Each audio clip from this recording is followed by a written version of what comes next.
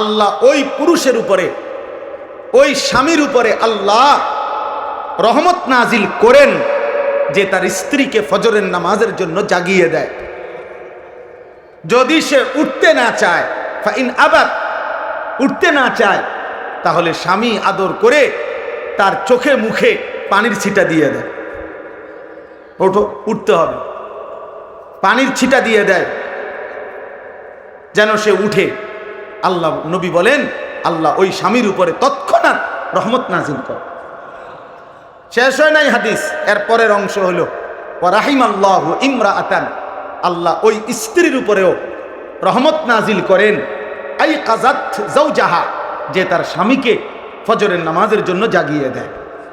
Fine আবা, যদি স্বামী উঠতে না চায়, নাদাহাত ফি ওয়াজহিহিল মা, এবার স্ত্রী তার চোখে মুখে পানির ছিটা দিয়ে দেয়।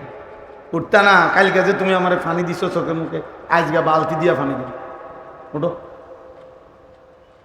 আচ্ছা, এমন ভালোবাসায় কি ঝগড়া হইব? এটা তো মহব্বত। আল্লাহ নবী সাল্লাল্লাহু আলাইহি সাল্লাম বলেন এমন স্বামী স্ত্রী উভয়ের উপরে মহান আল্লাহ রহমত বর্ষণ করেন।